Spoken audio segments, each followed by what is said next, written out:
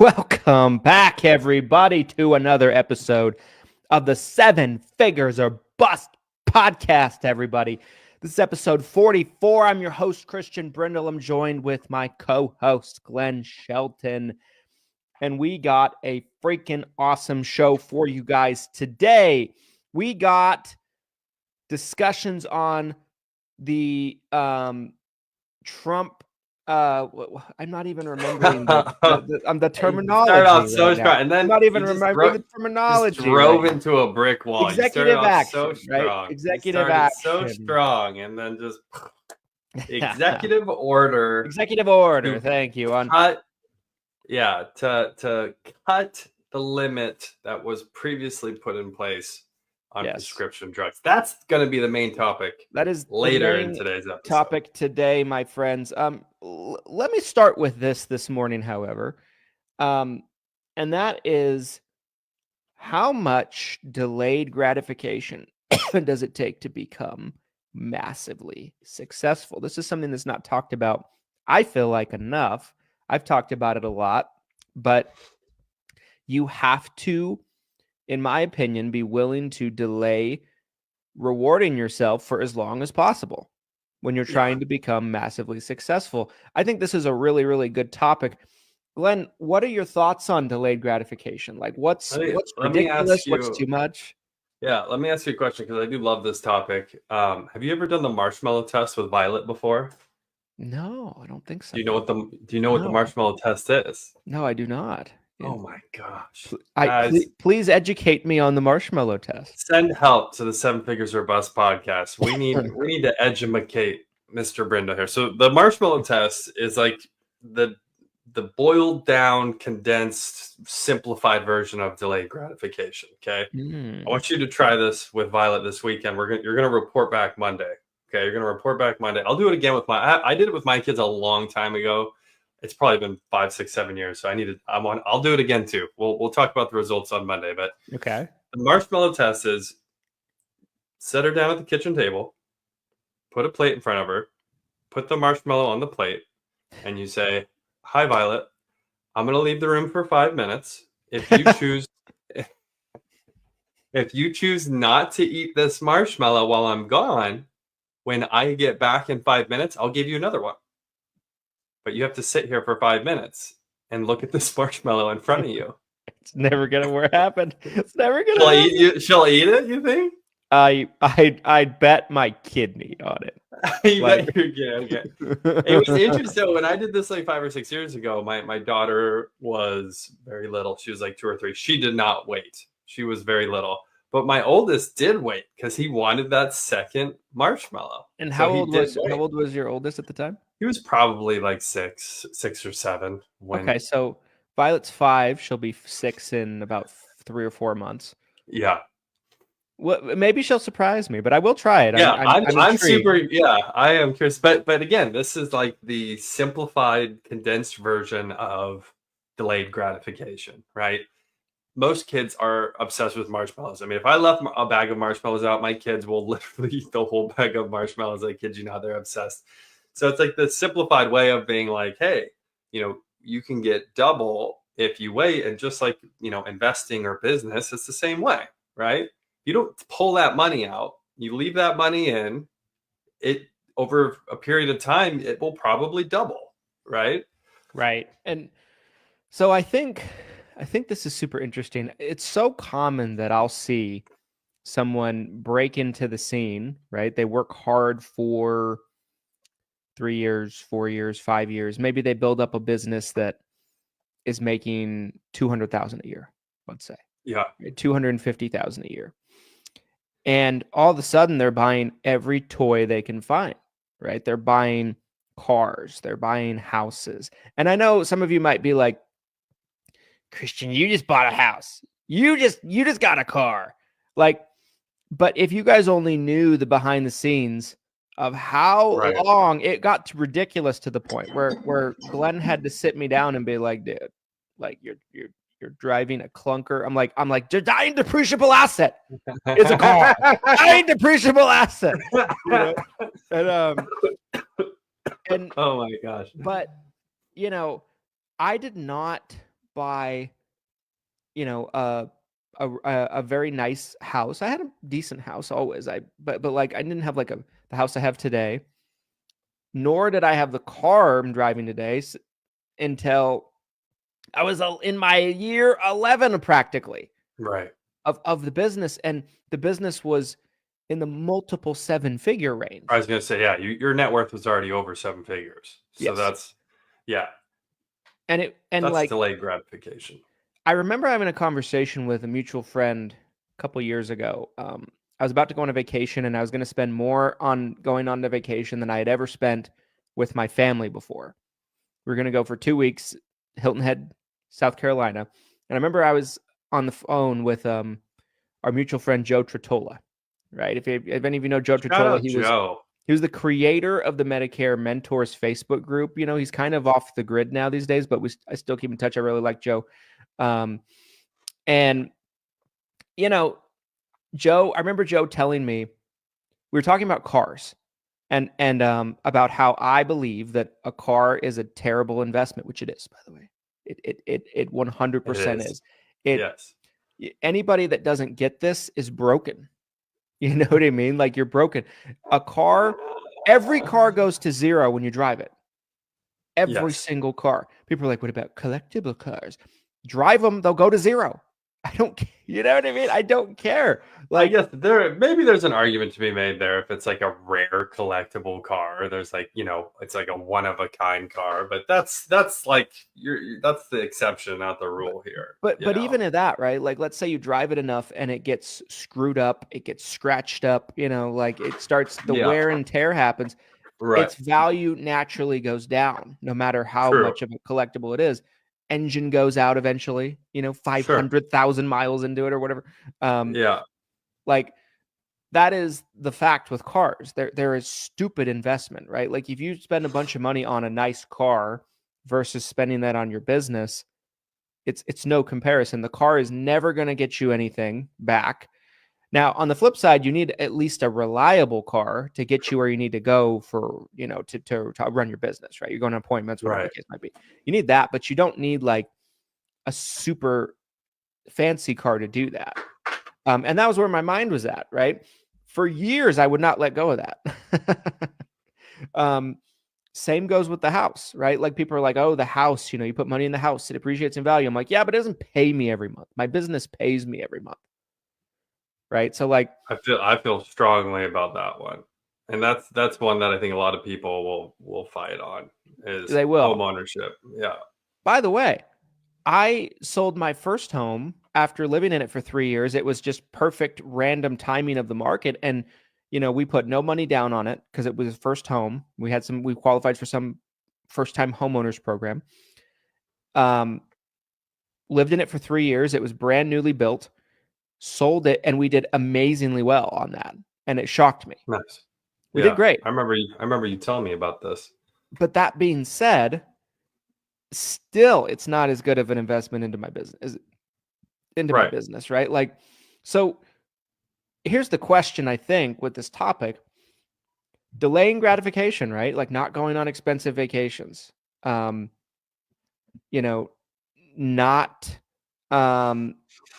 dumping money into real expensive cars, not buying big houses, right? Where's the balance for that? Because for me, when I see people that are making, 80 grand a year, 100 grand a year, 150 grand a year, 200 grand a year, and they're dumping money onto things, and I know it's taking a lot of their money just because I've been at that income status myself. Yeah. I just think to myself, I'm like, that's really stupid. That's dumb. That's short-sighted. Like, you're giving into your desire for rewarding yourself in a sense. But what's the real number, Glenn? What's the real number on this? Like, what's the real trajectory of when you can start rewarding yourself? Yeah, I don't know if there is like a one size fits all number per se. This does go back. I keep thinking about the conversation we had the other day, though, about talking about investments, talking about the stock market, right? We really kind of worked through this idea of, yes, you can put money into the stock market. You can have conservative investments, annuities, etc., where you could get set up where you're taking home 5 to 10% year over year, every year. You're making money. Hopefully you're beating inflation, right? But, what about how much of an ROI you can get on your business? And this delayed gratification thing kind of comes back to the same concept for me. Whether you're doing something, you can justify a lot of things. Like you could justify buying a fancy car to say, hey, I'm trying to impress my clients. I'm trying to impress other agents. You can justify, getting a house saying, hey, over time, this house is going to appreciate, hopefully, and I'll get X amount return on my money. But again, your highest ROI is still going to most likely be your business. So it's hard for me as a business owner to justify putting money into all these other places. But I think it does get to a point where everyone should start to reward themselves, like you're saying. Well, what is that number though? I don't know. I do think, I think the 7-figure net worth, once you get over 7 figures in net worth, yes, this is the 7 Figures or Bust podcast, but when you get north of 7 figures, I think it becomes easier to take that expensive vacation, to get that car, to get the house without hurting your business, without taking away an ROI from your business. So I don't know if there's a magic number, but if I was talking to an agent, they were asking like genuine advice on this, I would say, hey, don't worry about that stuff until, your book of business or, your income stream, until you're confident your net worth is north of 7 figures. I also think a good gauge, a good rule of thumb that I feel like you and I have been using is, what's the tax man asking of us? Yes. And once the tax man shows up at your door and he's got a big empty sack, and he's like, put your money in here. That's when it's like, hey, maybe we should start rewarding ourselves and paying less in taxes. Every time we talk about what we're paying in taxes, people are like, you're flexing. I'm like, I would rather not be doing this. Like, I don't want to be. This is not a flex. This is a complaint. Yeah. This is a depression, right? Yes. That's going on inside of me right now, swirling like a hurricane. Yep. But no, yeah, people lose their minds when we talk about the taxes we're paying. I find it hysterical. That's why I kept doing it over and over and over again.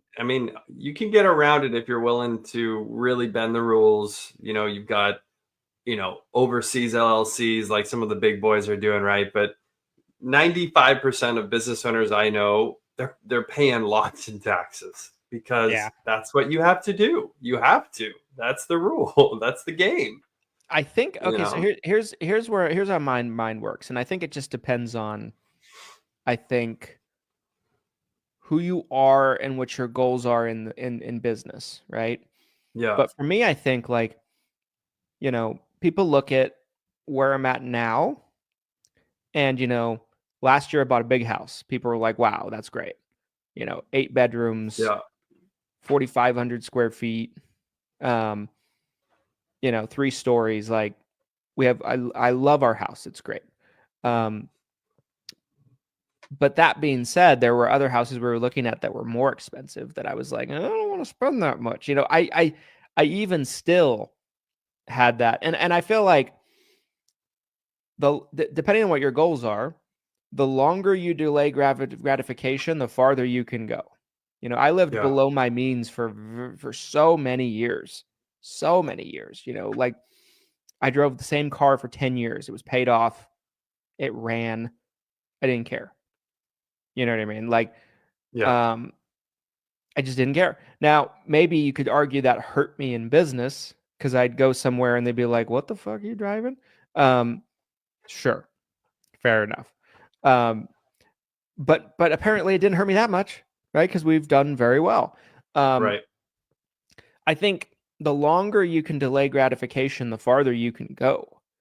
And I think it depends on your tolerance, I think, to discomfort and to give in to your complacency, right?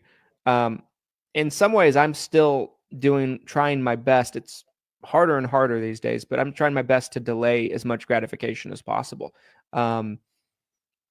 Because I'm a believer that, putting as much as we can back into the business will help the business. It'll help everybody. But not only that, on my personal finances, I want to put as much as I can into investments and things like that, and I don't want to. There's so many people that I've heard stories about or have seen personally. Like clients are a great example. You guys have all seen this, I'm sure. Clients that made good money for a long time, 20 years, 30 years. They're making, Right. let's say multiple six figures, but they spend like crazy. And then when it comes time for them to retire, they're like, like I don't have that much left, that I feel like I should have. The MC Hammer effect. Yes. The Yes, MC yes. Hammer. Too legit to quit. He was making like at his prime. It was, and this was like the 80s, or he was making millions of dollars a month, and then it just went off a cliff. And he was like, he had an entourage. He was paying for all these people to travel, to be around him. He had the cars, the mansions, like. But yeah, strategically, it wasn't there. I do think there's another layer to this that I've been thinking about. It's like you kind of have to believe too that things will grow down the road. Like you have to understand, because again, that instant gratification is taking what you're seeing right now. You plant the tree, it's not quite fully grown. Maybe you harvest, maybe you wait. You have to really, there's a belief here. Like you have to believe it's going to grow, it's going to get better, it's going to get bigger. And you have to really hold on to that. And I think that's something that's motivated me, is like, well, every year for the past 6, 7, 8 years now, my business has significantly grown. I'm going to go ahead and believe that trend's going to continue. Yeah. Yeah. It's almost like, you're not doing it. You're not delaying gratification for nothing. You're delaying gratification with the faith and the belief that long term, Amen, you'll be way farther along than you would be if you just went nuts right now. Yes, 100%.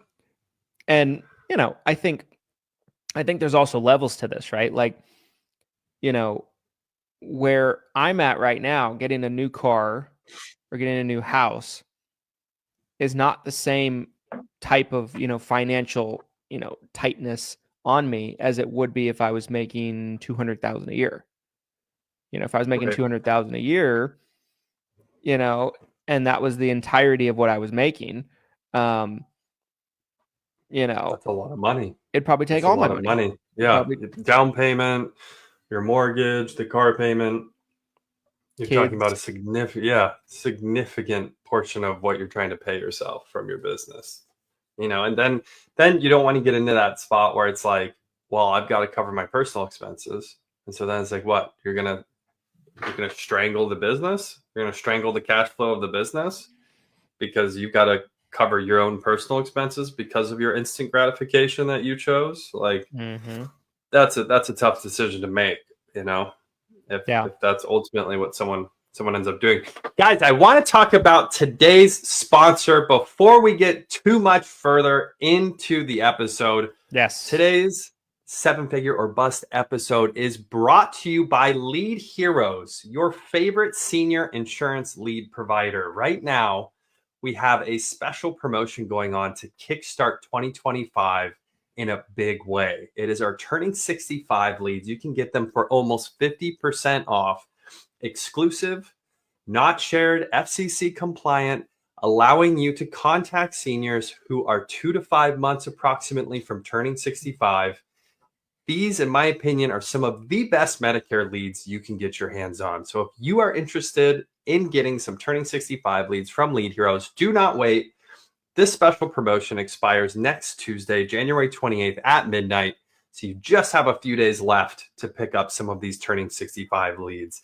Again, that is leadheroes.com, leadheroes.com. Let's shift gears into the main topic at hand. And I think it's a doozy of a topic, right? So First, I want to talk. Hang on. Okay. First, I want to talk about Trump dancing, you guys. I want to talk about his dance video. I was watching some inauguration videos last night. It wasn't just Christian was before the show. Christian was like, "That's his YMCA dance." It was not the YMCA play. It was not the Y, but this is it. He's got like this one move. And I'm just like, who's like, someone's got to tell this dude. Like, I don't know what this is. I don't know what this is. It's like, that or this. I've seen all kinds of clips and things circulated online the last 6 months of him doing that or doing this, everything like that, and people love it. The other one. People love it. They love it. Oh, I know they do, but it's crazy. I'm just like, someone, let's teach them. Let's get some disco in there. Like, let's go. How old is Trump? 70, 71, 72, 78. He's going to be 82. Why didn't I know that? Oh yeah, you're right. By the end, yeah, because I knew he was close in age to Biden. Biden was like what, 81, 82. Yeah. So, at his age, is it possible to learn new dance moves? I think so. Someone get this to Trump, please. I want him to bust out some new moves. I think the country needs it right now. So, okay. So what's going on, right? Yes. I'll read you guys a headline.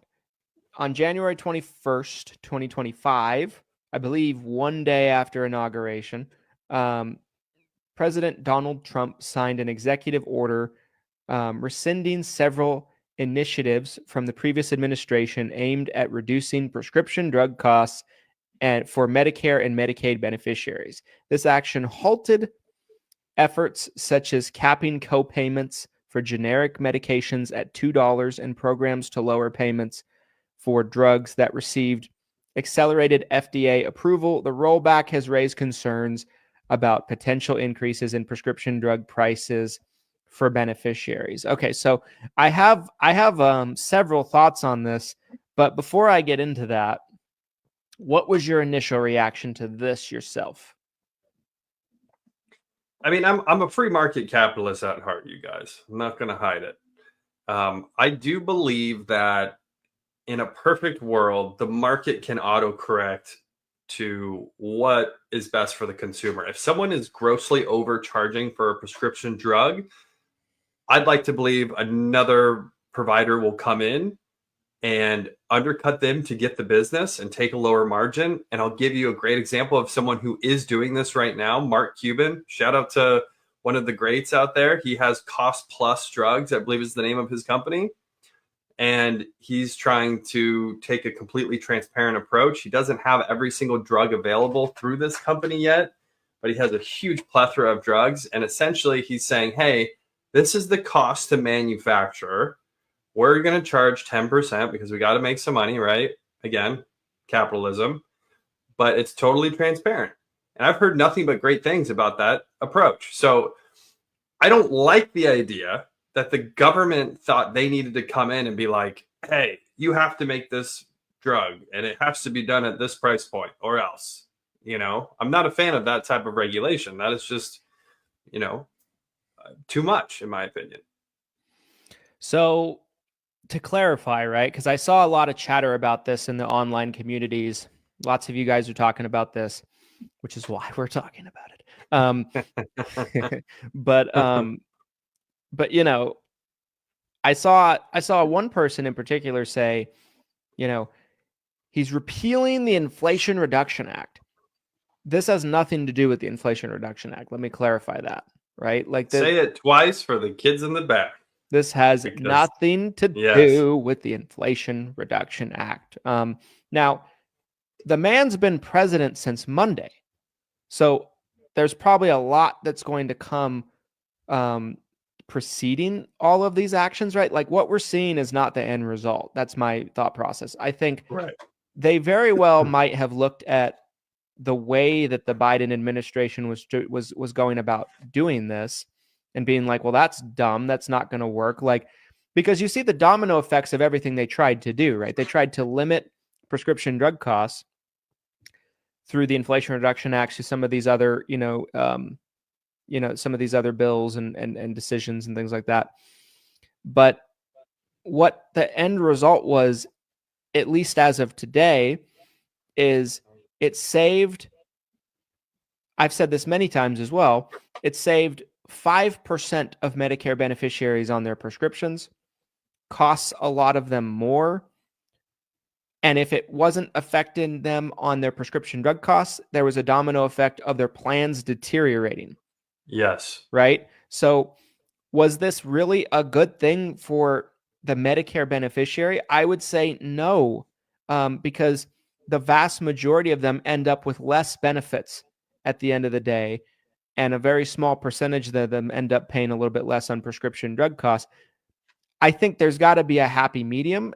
It wouldn't surprise me at all if, as you know, in addition to this, as we go along, they put out new bills, new rulings, new proposals that tackles the problem, but in a way that's more friendly to the insurance companies, so they don't have to cut benefits all across the board. And I think that's a good thing. I don't think. Now, that being said, there's always the argument of the pharmaceutical companies, right? The pharmaceutical companies get away with murder, kind of Right. thing. You hear those stories. So and so marked up. Didn't Martin Scarelli go to jail over this? Yes. Yeah, Martin Scarelli. I don't. Feel free to Google his name, you guys. But Pharma Bro is what his nickname was. Essentially, he bought a company that had a cancer drug, and then the second he bought it, he marked it up like 12,000%. And basically, his whole thing was like, people are going to pay this because if they don't, they're going to die from the cancer that this drug helps cure, helps fight.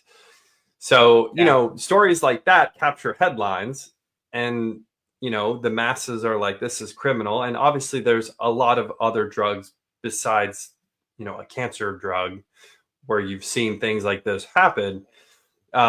I want to talk about specifically, though.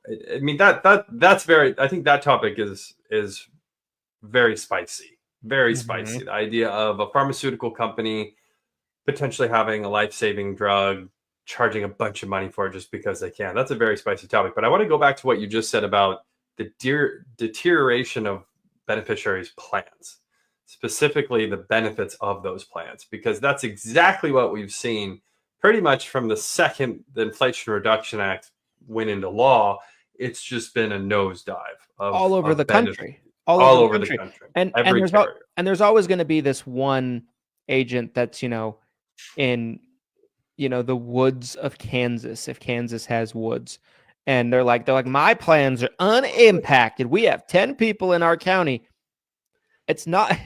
It's far and wide. Congratulations. Yeah. Congratulations to you. It's far and wide, but sure. Are there a couple of areas that might not be as impacted as others? Sure. But for the most part, the mass majority of Medicare beneficiaries on Medicare Advantage plans in particular saw their plans get worse in at least a couple of ways during AEP. And they didn't like it. Yep. And explain, this is what I've been told before too. I'm sure you probably know the answer to this, but I've been told that by law, these Medicare insurance companies must be profitable, that they can run. I was told before that they can run at a loss for like 2 years. And then after 2 years, they must be profitable. And I think the reason there's rules in place for this is they don't want a giant healthcare insurance provider to default and all of a sudden, all these beneficiaries don't have health coverage. So I think they have very strict rules about it in place. So you have, on one hand, the government's telling health insurance companies, you must be profitable because you need to pay claims and take care of these beneficiaries. But then the left hand is saying, by the way, even though this drug is costing you $2,000, you have to sell it for $30. I mean, it's like you're shooting them in the leg almost like that. They have to make up that money somewhere. Again, this is a for-profit entity. Like, they have to be profitable. So yeah, I mean, it's disturbing, honestly. I can't stand it. In my opinion, right? Like, I think you can certainly point to prescription drug manufacturers, having high cost of prescriptions and doing whatever they want unchecked, et cetera, et cetera. And you can point to that and be like, yeah, it's a real problem. I don't think anyone would deny that it's an actual problem. But like most things that are actual problems, when the government gets involved to fix them, they usually come up with the most, stupid solutions possible that end up causing more problems. It doesn't completely fix the problem, but then new problems are birthed as a result, right? So, I mean, in general, I'm in favor of some type of rules, some types of regulations to keep insurance companies in check, to keep prescription drug manufacturing in check. But at the same time, I think they should be not so extreme. And like you said, let free market do what it's going to do, because free market always comes out on top, right? If someone's providing bad service, a bad product, or, whatever the case might be, bad business for whatever reason, at some point in time, something will birth that solves that problem. Some entrepreneur will look at this and be like, this is crazy. And they'll put out some kind of product or service that will solve the problem. And it will make those other companies either adjust or go out of business eventually, right? Now, so I think that's a better way to handle it. It's not that the government should do nothing necessarily, but what they have tried to do, it hasn't worked. It's not working. It feels to me like it was a headline to grab votes from the senior bloc, right? It was used in debates. It was used in debates. Yeah, it was. And it sounds great. It sounds great. Just like on paper, communism sounds great. Read the manifesto. It sounds great. It doesn't work, but it sounds great. And this whole idea of, limiting the cost of drugs and forcing healthcare providers to eat the losses on some of these pharmaceutical drugs, so that way the beneficiary is not affected. It sounds great on paper, but just like what Christian said, you're talking about a small percentage of beneficiaries that actually saved. And overall, those plan benefits have been deteriorating year over year. And this last year during AEP, for sure, this was the worst yet as far as that deterioration goes. But yeah, I think that's what it feels in my bones when I really think about this from the politician's point of view. The Inflation Reduction Act, the Democrats, the liberals, the idea that, hey, we're capping drug costs. This is a good thing for the people. In theory, it is. It sounds good. But then mechanically, you have to see it all the way through. Like if I was a politician, right, left, middle, I would really want to try to understand the whole system top to bottom. So if I do deploy something like that, why don't we see how it affects the entire food chain, right? It seems bonkers to me that these people that are running the government, that nobody stepped in and was like, hey, if you do this, if you cap drug prices, this is probably what's going to happen in the market. Maybe that did happen, but they said, we don't care. And they did it anyway. I don't know. But it just seems like there would be more thought behind it, I guess.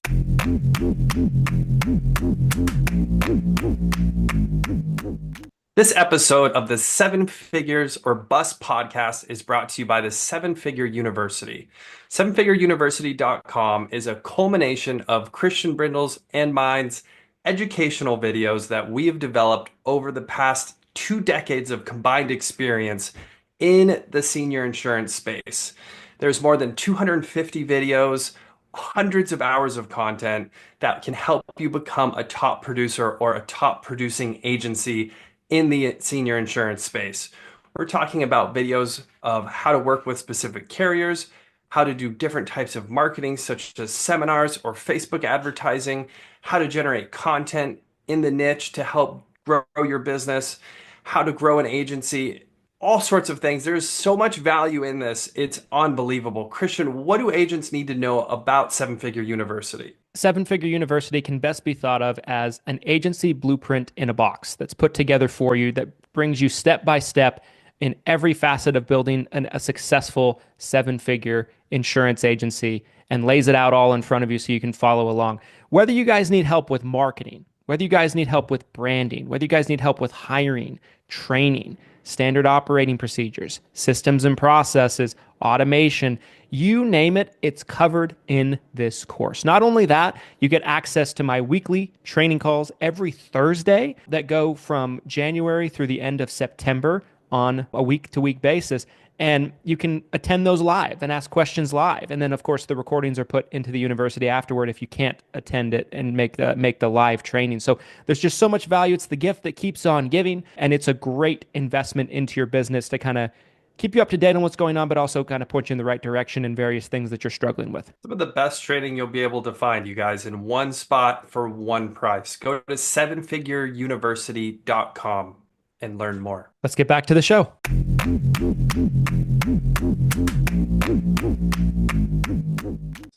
I remember every single time they passed something new that had to do with capping these drug costs or, sticking it to the insurance companies or Inflation Reduction Act, $2,000 cap, everything like that, I was very loudly and publicly saying this will hurt Medicare beneficiaries long term. It will. I was predicting this would happen. A monkey could see it happening if you have just a finite understanding of our industry. You don't have to be me necessarily or someone that's, does this for a living so extensively, right? Like, it doesn't take that much to figure that out. Right. But I think it's a combination. I think some people involved have genuinely no understanding of how things work. I believe that too. On the flip side, I think the people that do have an understanding know what will happen long term, but they're thinking, okay, this doesn't go into effect till January 1st, 2025, and it's good headlines, and we can win an election basically. Right. And we'll deal with the fallout later. We just want let's get the votes. Yeah, get the votes. Yeah, kick the can down the road. We're gonna get the votes now.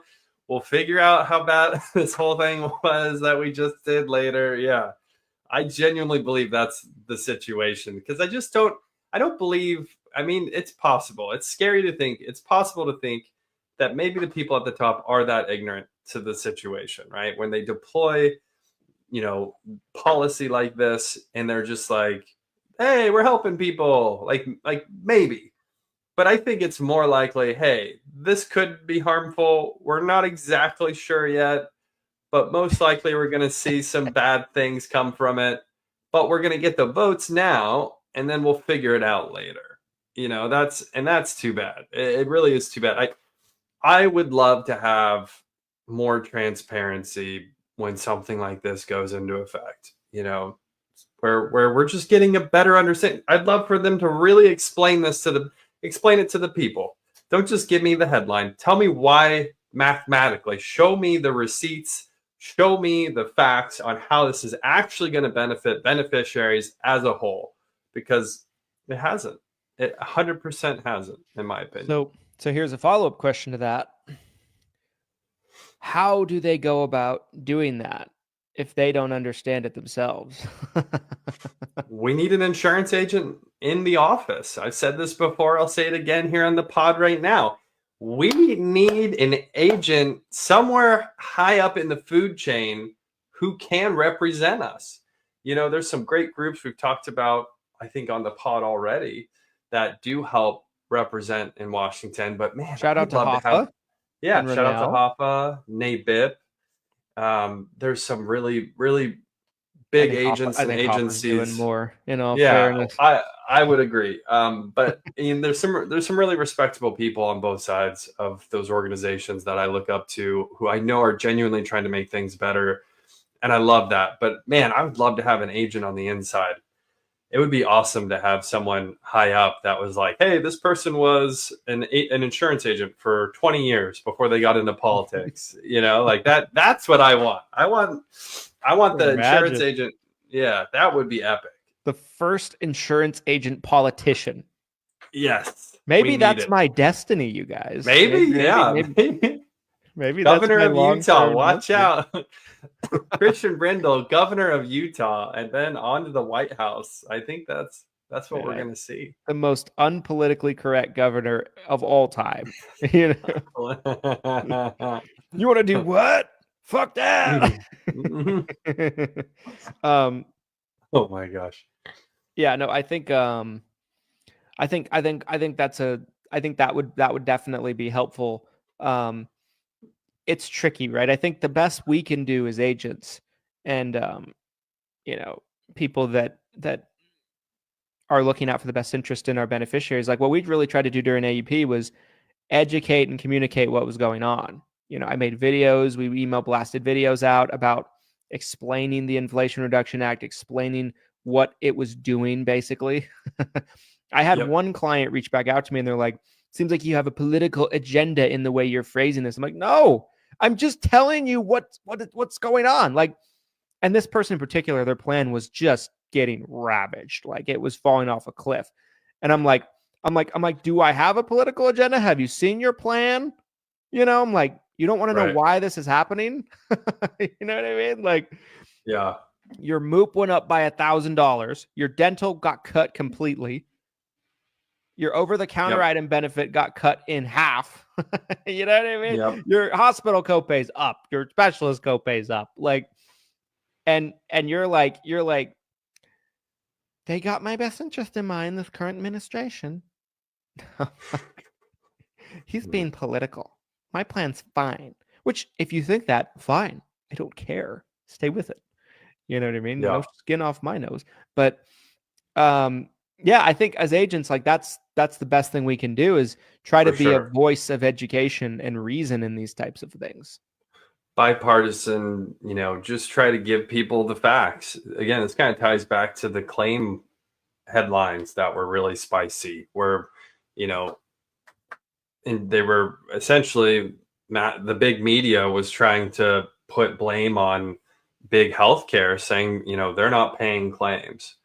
And while some of the stats behind claims not getting paid is true, the reality is it's mostly errors, mostly billing errors.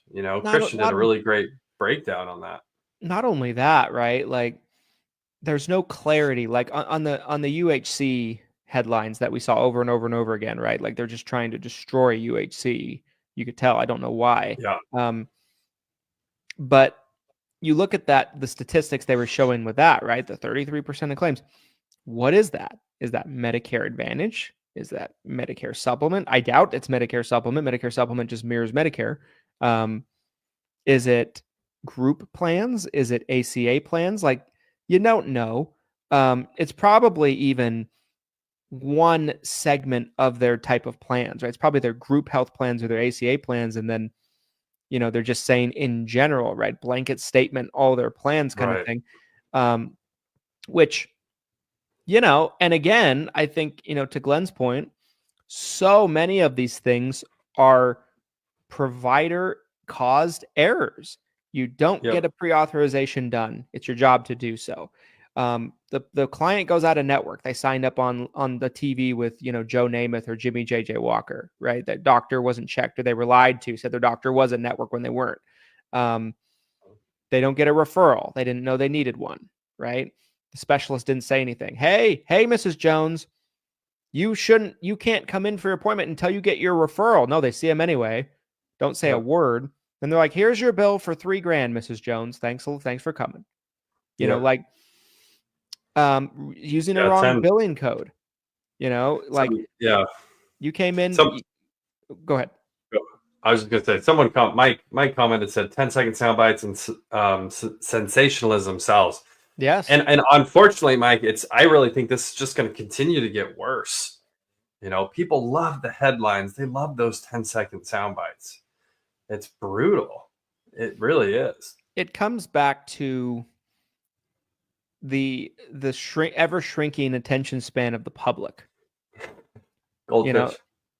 Yeah. And I think you have, as much as I love social media platforms, I think you have social media platforms to thank for that, but you have largely social media platforms like TikTok. Do I want to say it right? Like, it's they're short, listening. like Be careful. TikTok's listening. Sorry, Chinese government.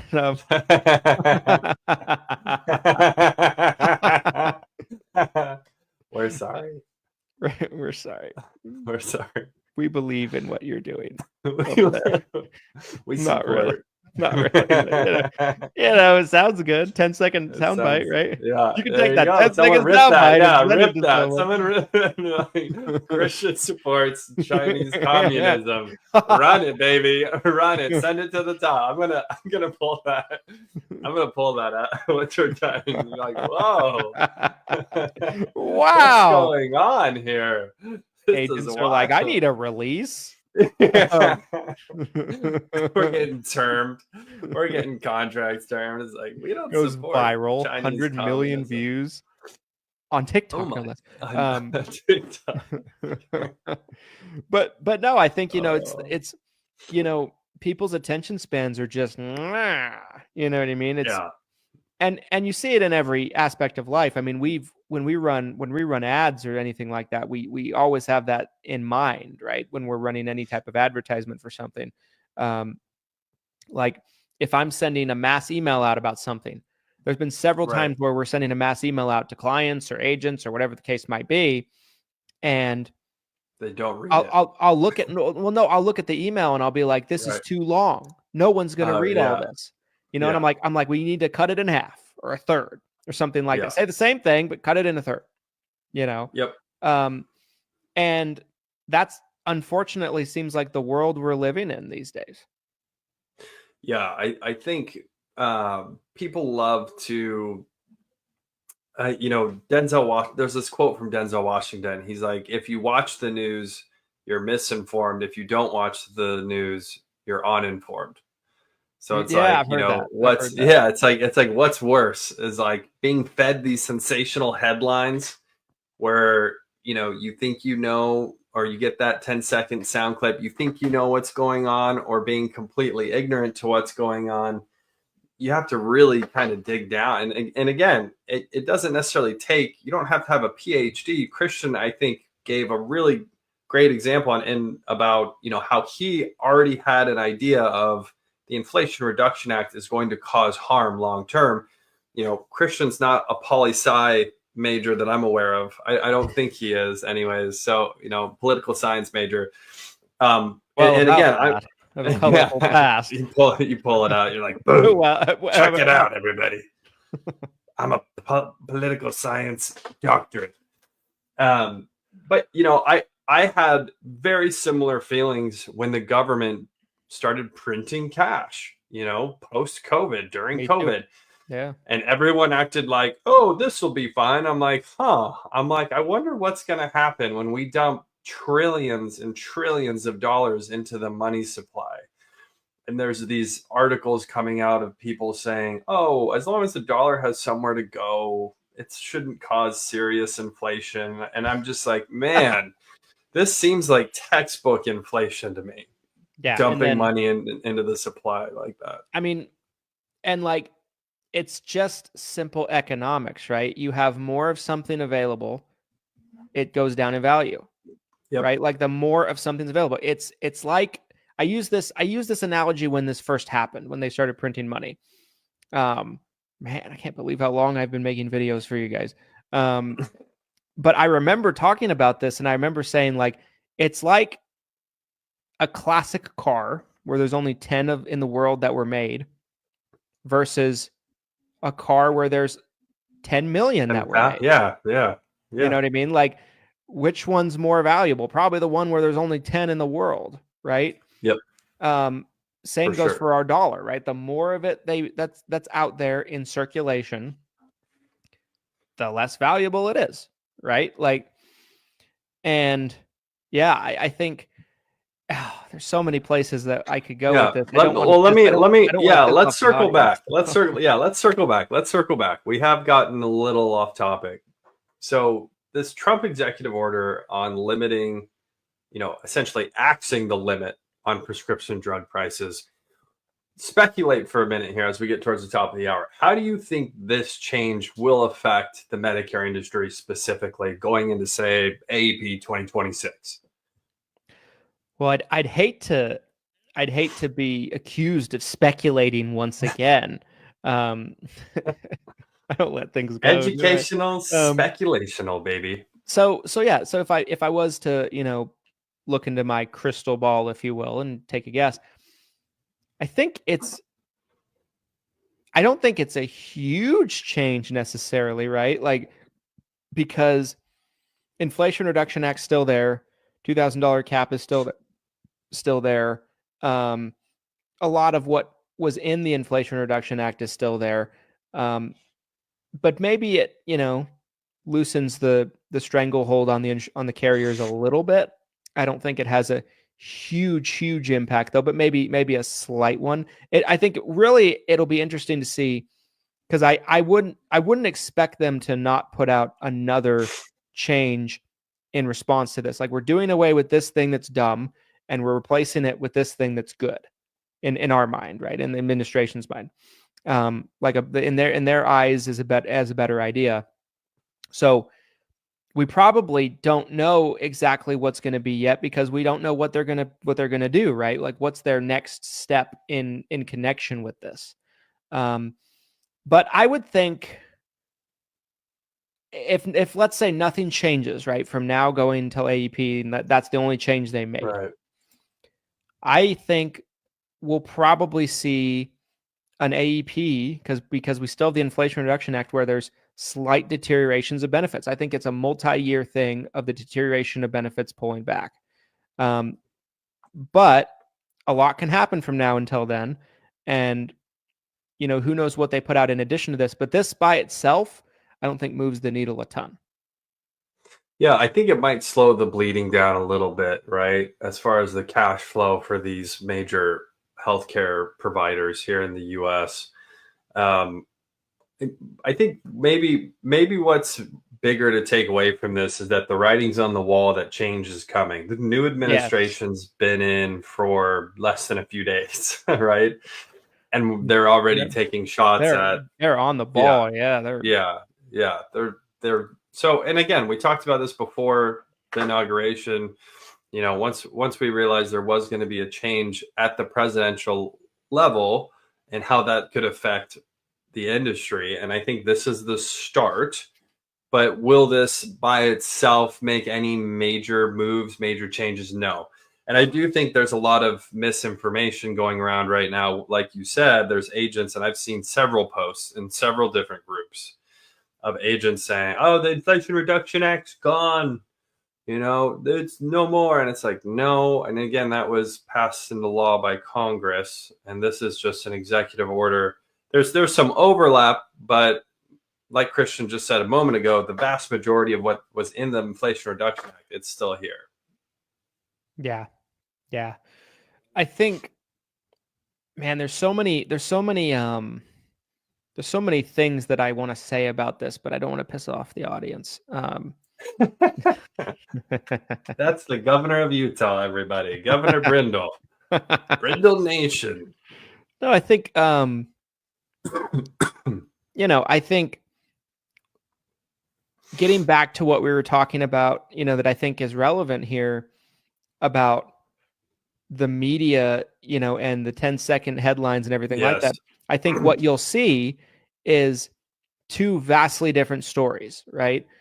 A lot of the media is going to be reporting that the new administration cut these things, allowing insurance companies to go nuts in terms of what they're charging in copays, and now beneficiaries are going to suffer and they're going to die in the streets, right? Like, that is going to be a headline, more or less. Probably. I think our and again, our media has no understanding of insurance either. You could tell by the United Healthcare hit pieces they've been doing, right? They don't have much of an understanding either. They're just reading teleprompters, reading headlines themselves from other news outlets and things like that. And they're so corrupt. I think, in my opinion, guys, like, I don't really watch news at all. I refuse. Very rarely will I ever watch any type of news media. I will try to get as much of my news as possible from social media. And I try to get it from different people that are on different ends of the spectrum, so I can kind of see the forest through the trees. But like, I think what's interesting about that, the community notes on X, I right? love that. Yeah. Right. Well, and it was so successful that Zuckerberg's adopting it. I Yes. just listened to Zuckerberg talk about it. He basically was like, you know what? We were trying to like fact check everything. We were I trying to police you guys. And he's like, we were wrong. I I loved that. I was like, thank you, Mark. I'm like, I thank you for saying I that. I think he's trying to save his ass a little bit. Bravo. There If was a I'm being lot. perfectly There honest. was a lot of self-preservation on that podcast But episode for I sure. found that aspect of it interesting because he said we're going to be implementing community notes like X is doing. He basically just Yeah. specifically said we want to do it like the way they're doing it, which is interesting because those two guys, they don't have a history of love for each other really No, they do that not. much. But I love the idea We never did of get the MMA fight. no, I wish we did. Maybe we still will. Maybe during the new administration. Let's get it done at the White House. Let's get Zuckerberg and Musk, Oval Office, get the ring in there. But no, I love the idea of the hive mind, right? Kind of tearing down some of these bigger topics because there's people much smarter than me. You've got people checking other people, and that's what I love about that community aspect when there's these big headlines like this. So yeah, I'm right there with you. Good show, everyone. Let's move on to final thoughts. And I'll go first, I guess. So final Yes. thoughts, you guys. President Brindle, final thoughts. There's a lot to come, I feel, in terms of what's going to be. Just wait till the guy over Glen's shoulder gets his footing too in his new role. Like, I think we're going to see several things coming, and I'm optimistic that they'll be positive. For us in particular. I had a dream the other night that Oz goes in. I dreamed No, about you Oz. didn't. No, you did not. You did not. And How did you not tell me this? Oz goes in, right? I work And, like, with this dude every day. He's 30 days in, right, to his new role, and something comes across his desk that they're in this lawsuit about final rule last year. He's going through this, he's like, what is this? He's like, this is ridiculous. Like, we're spending money on this lawsuit, and just throwing it away. Oh, right. Could you imagine? That would be amazing. And so I think there's going to be a lot that happens, I believe, in the next probably 3 to 6 months. And we'll be reporting on it on this podcast, on this platform for you guys. Yes. But yeah, I think, my thoughts are, as of right now, be an educator, understand what's going on, and pay close attention to what's to come, because I feel like we haven't seen the last of the domino effects. Yeah, I totally agree. Guys, my final thoughts today, and before I get into that, I do want to mention Freebie Friday, which is happening tomorrow. Hashtag Freebie Friday. All you have to do to enter into our weekly giveaway is comment on one of the live streams or all of the live streams from this current week. So we are wrapping up our 4th episode of the week. It is episode 41, 42, 43, and today is 44. Every live stream here in the 7-Figure Medicare Agent Facebook group that you comment on qualifies as one entry into the giveaway that we will be doing by end of day Friday. With the Turning 65 lead promotion that we have going on at Lead Heroes, we are going to run back what we did last week, and we'll have multiple winners of Turning 65 leads that we will announce tomorrow. So easy way to get some free leads, you guys. Just comment on one of the live streams from this week here in the group. My final thoughts on today's episode, which I really enjoyed this episode. And, guys, what Christian and I really want to do is, and historically we've done this before, is we really want to just try to keep everyone as informed as possible. When something big comes down the road, we want to get the information out to you guys, because there is so much misinformation, so much chatter, so many people saying things that isn't true. And this was, just the start, in my opinion. This is the tip of the iceberg. I think what we're going to see is a lot more change. Again, I'm hoping for positive changes. But ultimately, stay tuned. That's really my final thought, is stay tuned. I'm sure we'll see a lot more in the coming months. And Mehmet, we're waiting on you, bud. Don't just show up in Christian's dreams. Show up in real life and obliterate final rule. Imagine if it happens. It's like 30 days in, he obliterates. It's like, Christian, you saw the future. I'm a sorcerer. Yes, you're a sorcerer. You're a sorcerer. We need to get you an actual crystal ball. You'd be like on the pod. You'd be like, "Oh, you want me to speculate?" You know those ones that kids play with all the time, and you put your finger on it, and like the lightning bolt goes. Oh, yeah, that's it. I'm gonna send one to you. That would be great. That's what we need. Guys, thanks so much for watching all the way to the end. We appreciate your support. Do us a favor, as always, if you're watching on a platform that allows you to do so, comment #Team Replay if you're watching the replay. Subscribe on platforms like YouTube, Apple Podcasts. Leave us 5-star reviews on platforms like Apple Podcasts. Subscribe on Spotify, wherever you might be listening to us on. And we'll be back next time with another jam-packed episode of the 7 Figures or Bust podcast. Here's to your guys' massive success. Thanks, everybody.